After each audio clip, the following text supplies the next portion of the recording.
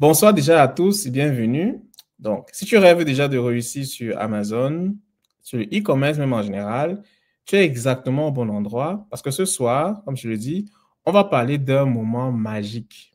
Le moment magique que chaque vendeur sur Amazon n'oublie jamais. Et ici, c'est la première vente. Donc, ce premier petit bip, cette première notification que vous recevez généralement, soit sur votre téléphone ou sur votre ordinateur qui signale que vous avez eu une commande et cette émotion qui change tout. Généralement, qui montre que voilà, c'est un business dont l'on peut croire. Donc, et ce qui rend encore ce live plus spécial aujourd'hui, c'est que nous sommes trois, tous des vendeurs sur Amazon, et nous allons partager nos histoires réelles, bien évidemment, nos galères, nos erreurs et surtout notre succès. Donc, ce qui fait que pendant ce live, tu vas découvrir comment nous avons fait pour avoir notre toute première vente, les erreurs qu'on aurait aimé éviter, ce qu'on a pu faire et les leçons qu'on a appris, comment tu peux te lancer toi-même aussi avec peu de moyens et comment toi aussi tu peux commencer et réussir. Donc, voilà ce que nous allons faire aujourd'hui pendant ce live ici présent. Alors, maintenant, je vais commencer à introduire tous ceux avec qui je suis. Nous allons partager ce temps spécial et particulier. Alors, je suis là aujourd'hui avec deux vendeurs internationaux. Euh, Moi, vous me connaissez déjà. Je vais d'abord, il y a d'abord Donatien, ensuite il y a Claudia. Bonsoir, bonsoir Donatien, bonsoir Claudia. Bonsoir, Bonsoir, Georges. Georges. Ok, super. Comment allez-vous? Oui, Nous ça va allons bien, bien. merci. Cool, cool, cool, cool, super. Alors, comme je disais aujourd'hui, c'est un talk, hein, donc il n'y a pas il n'y a pas de protocole et tout. On va partager nos expériences afin de pouvoir aussi motiver et encourager ceux qui veulent se lancer ou bien ceux qui sont encore en train de se lancer et qui réfléchissent encore. Donc, voilà ce que nous allons faire.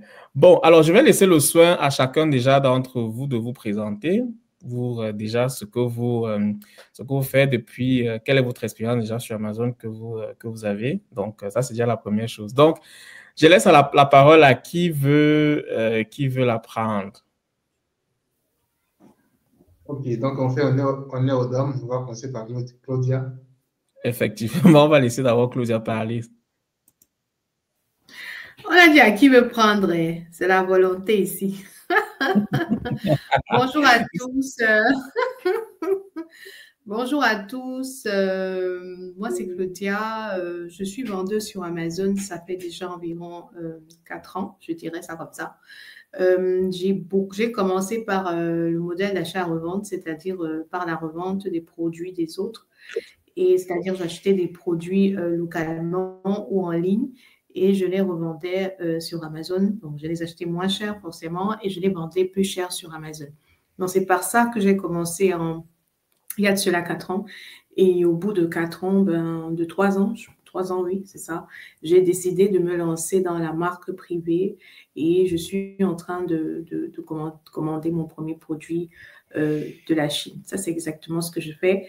Et en parallèle, je forme les gens sur Amazon, sur l'achat-revente et aussi, je coach un peu sur les FBA pour ceux qui ont des questions ouvertes et qui voudraient se lancer sur Amazon mais ne savent pas comment.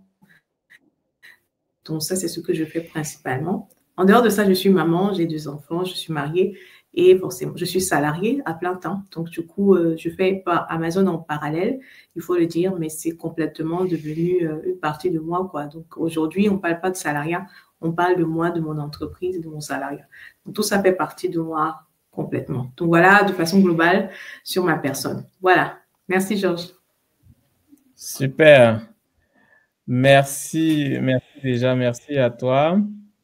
Alors, je vais laisser le soin donc à Donatien de se présenter. Alors, moi, je suis Donatien Aka. aussi vendeur sur Amazon depuis maintenant 1 an, pas longtemps. En 2023, j'ai eu l'idée donc de me lancer dans le commerce en ligne, dans le e-commerce. Et par concours de circonstances, je peux le dire, je me suis fait former en 2023. Mais il faut dire que le début n'a pas été évident à cause de certaines contraintes administratives et certaines restrictions aussi au niveau de Amazon même. Donc, c'est seulement en 2024 que j'ai vraiment commencé avec les ventes. Comme Claude l'a dit, c'est une activité qu'on fait en parallèle au salariat. Mais aujourd'hui, le sujet n'est pas le salariat. Donc, on va se concentrer sur le e-commerce, sur Amazon en particulier. Voilà. Mais avec l'expérience, la mise en pratique des techniques, je pense que l'activité est aujourd'hui un peu automatisée, je peux le dire ainsi. Voilà. Donc, ça fonctionne pratiquement sans grand travail parce que le travail a été déjà fait en amont. Voilà, donc belle expérience et ça continue, quoi. Voilà, donc on est ouvert à toutes les questions. Je pense que ce sera un talk intéressant pour tout le monde. Super. Ok, déjà, je dirais aux toutes personnes de partager et pour les personnes qui nous regardent, dites-nous déjà où est-ce que vous êtes connectés. Est-ce que c'est Paris? Est-ce que c'est Abidjan? Est-ce que c'est Montréal? Parce que je sais qu'il y a aussi des personnes du Canada. Est-ce que c'est les États-Unis? Est-ce que c'est l'Allemagne? Dites-nous déjà en commentaire où vous êtes connectés. N'oubliez pas aussi de partager. Posez vos questions aussi dans le chat si possible. Alors, moi, je vais aussi me présenter. Bon, je vois que la plupart d'entre eux me connaissent déjà. Je suis vendeur sur Amazon déjà j'ai commencé l'aventure sur Amazon depuis 2018. Et les débuts, comme l'a si bien dit Donatien, n'étaient pas aussi faciles. Il y avait des contraintes plus ou moins, je dirais, chez ma part, c'était pas administratif, c'était beaucoup plus le manque d'informations. J'avais commencé sans formation au préalable et c'était plus ou moins c'est quelque chose qu'on paye cash. Donc, il faut avoir la bonne information sur Amazon pour effectivement commencer et réussir. Donc, moi particulièrement, j'ai donc pris le temps de me relancer, de me former et j'ai eu ma première vente en 2019. Donc, mais en 2019, j'étais encore plus ou moins, les dépenses n'égalaient pas les entrées, mais au fur et à mesure que j'ai commencé à travailler et à améliorer, ça a commencé à vraiment prendre. Et je dirais que c'est 2020 où c'était tout moins le déclic. Donc, moi également, j'accompagne des personnes qui voudraient vraiment réussir, qui sont vraiment motivées à vendre sur Amazon. Alors, maintenant, Donatien, tu as dit quelque chose qui est très important et je pense que même Claudia aussi toi, tu es déjà, tu es là depuis 4 ans. Quelle est la chose dont, selon vous, pensez qui est vraie sur Amazon et qui n'est pas souvent vrai dans ce qu'on nous raconte en général? C'est quoi la différence? Moi, je commencerai par dire que c'est le chiffre d'affaires. Parfois, on nous fait comprendre qu'effectivement, tu peux facilement gagner, c'est pas en un mois, 10 000 euros. Mais j'ai compris que ça, on peut le faire, mais il y a des paramètres, c'est sous condition. Quelle est selon vous, quelle était la réalité que vous avez eu à voir sur Amazon généralement? Je commence. Mm-hmm. Bon, je pense que tu as déjà abordé un peu le sujet. Hein. Voilà. On a tendance à voir des grands chiffres. On a tendance à avoir vraiment des grands chiffres d'affaires, ce qui n'est pas impossible. Ce qui n'est pas impossible parce que il faut reconnaître que Amazon reste un business qui a beaucoup d'opportunités. En fait, c'est un business avec lequel on peut vraiment faire des gros chiffres. Donc, c'est pas ça le problème. Le souci n'est pas d'écouler des marchandises ou de les vendre.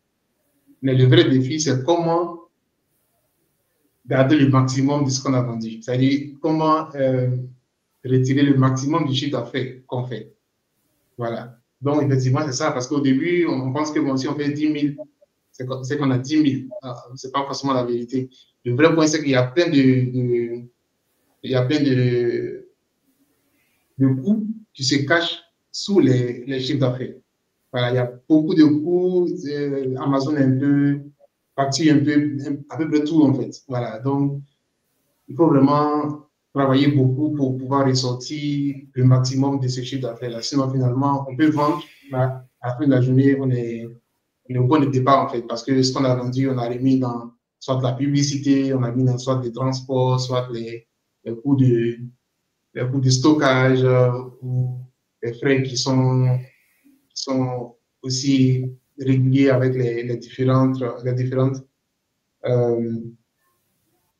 abonnements. Voilà. Donc, il faut vraiment lutter pour retirer le maximum de ce chiffre d'affaires-là. Donc, ça, c'est ça la réalité. N'empêche que Amazon reste et demeure un canal exceptionnel pour faire du business. En tout cas, quand tu es salarié et que tu veux faire un business qui n'a pas besoin de ta présence physique, Amazon, je n'ai pas encore vu un autre business qui a un modèle aussi indépendant qu'Amazon. Exactement. On a un commentaire de Léa Fonjo du Canada qui nous dit bonjour du panel. Bonjour Léa du Canada. OK. Alors, Je crois que c'est Vanessa, Georges. Oui, Vanessa. Vanessa du Canada. Oui, Vanessa du Canada dit bonjour au panel. Bonjour Vanessa. Je ne sais pas quelle heure il est là-bas. Ça doit être la matinée. Alors, Claudia, et toi alors, dis-nous. Le challenge, je n'ai pas trop bien compris la question. C'était quoi la question? En fait, étant donné que sur Amazon, généralement, on nous fait souvent croire qu'on gagne beaucoup d'argent. C'est un business où on peut faire des milliers, des millions. Quel est le challenge? Du moins, est-ce que c'est quelque chose que tu as eu à rencontrer, tu as eu à facilement faire de l'argent? Ou bien tu as eu à découvrir que pour avoir cet argent, il y a quelque chose. Parce que moi, comme je disais au début, on parlait du chiffre d'affaires, mais j'ai aussi découvert qu'en fait, on peut avoir ce grand chiffre d'affaires, mais c'est aussi sous condition, en quelque sorte. Bon, moi, je vais dire que si l'Amazon ne fonctionnait pas ou ça ne produirait pas du cash, je crois que je ne serais pas là où je suis aujourd'hui. Parce qu'il faut savoir que moi, c'est parce que c'est l'expérience du cash, moi, qui m'a permis de continuer l'aventure et de décider d'aller faire de la marque privée. Alors moi, comme je l'ai dit, j'ai commencé par l'achat-revente. Donc vraiment, je n'ai pas commandé de produits en Chine. J'ai juste regardé localement et dans les magasins. Je me suis fait former, bien sûr, pour ça. J'ai juste voulu commencer par un modèle qui allait me permettre de ne pas investir beaucoup de budget. Parce qu'il faut dire au départ, je n'avais pas le mindset que j'ai aujourd'hui. Je ne pensais pas comme aujourd'hui. Je pensais à ne pas perdre mon argent, à investir le minimum possible, mais avoir de gros gains comme j'entendais très souvent à la télévision. Seulement, Seulement, je voulais de gros gains, mais sans vouloir payer un gros prix. Disons ça comme ça. C'était ça mon niveau de mindset à l'époque où j'ai commencé Amazon. Donc, du coup, j'ai choisi un modèle d'achat des produits des autres moins chers localement et de les revendre sur Amazon. Et au bout de 6 mois, j'ai fait 21 000 € de chiffre d'affaires. Donc, le fait même de voir, d'expérimenter, de voir que c'était possible d'acheter et de revendre, c'était incroyable pour moi parce que c'était un truc que je testais et que je me disais que on dit, bon, moi, je commence par le petit modèle et puis je vais voir ce que ça va donner. J'y croyais pas beaucoup, faut le dire. Je n'avais pas le mindset, vraiment, vraiment pas. Donc, du coup, je mettais parce que j'avais fait une formation et parce que je voulais que la formation se rentabilise d'une façon ou d'une autre. Donc, j'ai commencé à vendre, j'ai commencé à acheter les produits, j'ai commencé à vendre. Et au bout de 6 mois, j'avais fait 21 000 € de chiffre d'affaires. Alors, 21 000 €, il faut savoir que j'ai commencé par des investissements très bas. Donc, j'ai commencé à acheter mes produits à quoi? À 50 €, et puis j'ai remonté à 100, et puis j'ai remonté à 300, et puis je suis allée à 1000, et puis je suis allée à 2000. Et au bout de 6 mois, j'ai eu 21 000 €. Et là, je me suis dit, mais 21 000 € sans vraiment regarder les coûts, j'ai regardé mon chiffre d'affaires. Et ça faisait 21 000 € au bout de 6 mois, alors que j'avais vraiment travaillé que 3 mois, parce que les 3 premiers mois, c'était la formation, c'était un peu les essais à gauche et à droite, sans vraiment aucune discipline. Mais au bout de 6 mois, quand j'ai vraiment intensifié la chose, j'ai commencé à voir les résultats. Et là, je me suis dit, ça peut pas, ça marche, quoi. c'est ça qui, moi, m'a motivée. Je me suis dit, waouh, si je peux faire 21 000 euros en 6 mois, mais ça veut dire que cette plateforme peut offrir encore d'autres opportunités. Mais par contre, le challenge qu'un vendeur a, c'est qu'il faut faire très attention au chiffre d'affaires. Le chiffre d'affaires te motive, le chiffre d'affaires te donne la motivation, le chiffre d'affaires est réel. Ce qu'on dit qu'Amazon donne les gros chiffres d'affaires, c'est pas du mensonge, c'est la vérité. Ça peut produire des chiffres où vous êtes dépassé. Mais le problème est comment, moi je dirais plutôt que le challenge est au niveau de la gérance et surtout du calcul de sa profitabilité. Donc, on met beaucoup de produits sur Amazon sans vraiment calculer la profitabilité en profondeur et sans vraiment regarder tous les frais ainsi que les frais annexes qui peuvent arriver en cours de chemin. Parce que ça peut être, Amazon te fait payer énormément de frais dans différents domaines. Amazon paye des impôts que d'une façon ou d'une autre tu payes. Et généralement, on ne fait pas attention à ce détail. On ne regarde pas la partie imposition après. On se dit, je vends, j'enlève les frais d'Amazon, j'enlève les frais d'envoi à mon client parce que moi, au début, j'ai livré les marchandises moi-même au client. Je ne faisais pas de FBA. Et du coup, on oublie tout ce qui est impôt. Et moi, c'est ce qui m'a coûté cher. Parce qu'en fin d'année, il a fallu que je fasse mon bilan d'entreprise. Il a fallu que je déclare les impôts. Alors que quand j'avais vu 21 000 euros, je me suis dit que waouh, je suis riche. Ouh, j'ai 21 000 euros dans ma vie donne. Donc, pourquoi est-ce que je dois encore... Le business est bon, donc je peux dépenser. Ou alors, je peux me faire plaisir. C'était l'erreur capitale. Et quand j'ai commencé, quand en fin d'année, j'ai fait la déclaration d'impôts et je me suis rendu compte de ce que les impôts me demandaient à payer, je me suis dit, waouh, si j'avais su, j'aurais dépensé autrement. J'aurais géré autrement. J'aurais planifié même autrement. Donc, je pense que c'est ce que tout vendeur, c'est le grand challenge que les vendeurs ont. C'est le chiffre d'affaires. Il ne faut pas qu'ils regardent le chiffre d'affaires. Même si à la fin du mois, il vaut mieux planifier avec peu de... Ça, c'est mon conseil. Il vaut mieux planifier avec... Et se dire que, bon, OK, je veux faire mon business, mais s'il me donne même seulement 1 000 euros net de bénéfices par mois, je suis contente.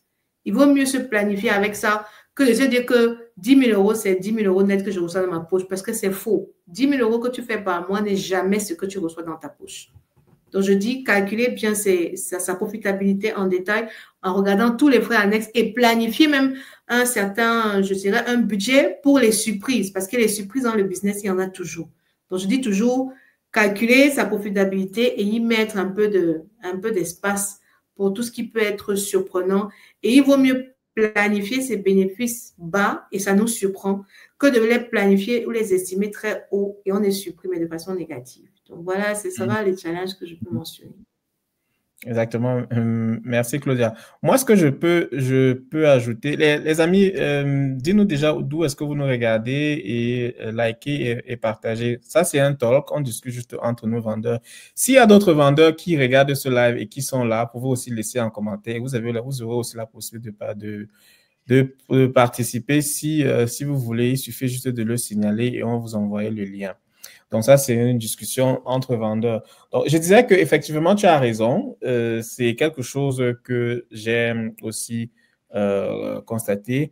Donc, on est tous d'accord que Amazon, il y a le chiffre d'affaires. Donc, c'est le problème. Ce n'est pas ce qu'on raconte sur Internet, ce que les personnes disent que voilà, qu'on peut se faire de l'argent. Ce n'est pas faux. Donc, on se fait de l'argent. C'est juste que voilà, ce sont des choses qu'il faut tenir compte. Moi, généralement, ce que je fais, c'est que les produits qui sont recherchés, j'ai constaté une chose, c'est que on a plus de possibilités d'avoir un très grand chiffre d'affaires et d'avoir aussi plus d'argent pour soi quand on vend un produit qui est cher. Si tu vois un peu. Donc, c'est pour ça que moi, je prends toujours à partir de 30 euros et je calcule toujours une marge d'au moins 30%. Ce qui veut dire que si un produit me donne 10 000 euros, je sais que il y a 3 000 qui est pour moi. Après avoir tout retiré, après avoir retiré Amazon, après avoir retiré les commissions et tout et tout. Mais très important, dans la fiche de calcul, je me rassure toujours, et je pense que c'est quelque chose que on a souvent eu à discuter, que les frais d'Amazon ne doivent pas dépasser 30%. Parce que dès lors que ça dépasse déjà 30%, quand je parle des frais, je parle des frais de stockage, je parle des frais les commissions les frais d'envoi, parce que Amazon facture aussi ça. Et il faut savoir aussi que quand un client renvoie la marchandise, Amazon se facture aussi. Donc, je me rassure toujours que ces frais, tout cela, toutes ces dépenses-là ne dépassent pas 30%. Parce que ça, c'est les dépenses fixes. La publicité est différente parce que vous pouvez gérer la publicité, mettre un budget qui est différent, mais ce sont là des charges fixes. Donc, je me rassure que ça ne dépasse pas 30%. Parce que si ça dépasse déjà, c'est déjà problématique. Et c'est souvent là où beaucoup de personnes aussi font les erreurs. Je ne sais pas si Donatien a quelque chose. Oui, effectivement, je voulais ajouter 2-3 points là-dessus. Parce que, comme tu l'as dit, hein, on a les dépenses pendant la phase de lancement ou même la phase de vente qu'on sous-estime souvent. Mais c'est aussi par ignorance, hein, parce que avec les impôts, si on sait, déjà dès le début, il faut vraiment, vraiment noter toutes ces dépenses. Il faut vraiment faire la comptabilité de toutes ces dépenses parce qu'à la fin de la journée, lorsqu'on fait la déclaration d'impôt et qu'on déclare vraiment les dépenses avec preuve, on ne sera pas trop chargé. On ne sera pas trop chargé, même, c'est même possible d'avoir des remboursements de la part du service des impôts. Mais c'est la condition, c'est d'abord de noter ces dépenses quand on le sait dès le début.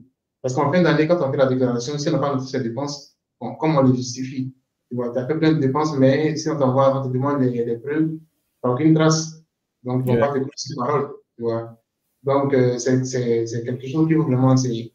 Dès le début, noter toutes ces sorties, peu importe. Une fois que ça a un rapport avec Amazon, il faut vraiment noter ses dépenses. Il faut vraiment noter toutes ses dépenses pour sa comptabilité. Ça évite qu'après, on ait à payer beaucoup d'impôts aussi. Maintenant, elle a dit, souvent quand tu vois le chiffre d'affaires, effectivement, 10 000 € à la fin du mois, tu es content parce que tu te dis, voilà, ça a bien marché. Mais ce n'est pas 10 000 € qui te reviennent directement. Donc, mais pour ça, je pense qu'il faut avoir une stratégie à long terme. Voilà, parce que si tu as une stratégie à long terme, tu n'auras pas tendance à te réjouir forcément du chiffre d'affaires d'un mois parce que tu veux aller loin. Donc, au début, ça ne va même pas te revenir parce que tu vas réinjecter en fait. Voilà, tu vas réinjecter parce qu'au début, tu veux t'assurer que le système fonctionne, tu veux t'assurer que tes clients sont satisfaits. Donc, tu réinjectes à l'entrée finie au début en fait.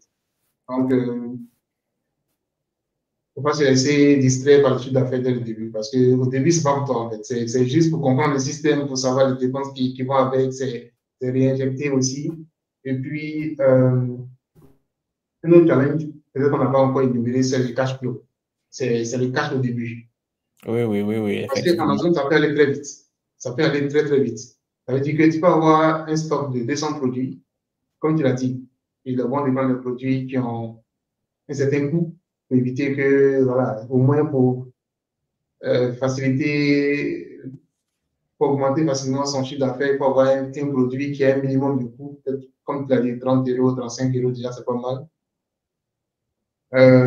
Mais pour ça aussi, il faut payer beaucoup au sourcing. Puisque ton produit coûte cher, ça veut dire qu'au sourcing, ça sera un peu lourd.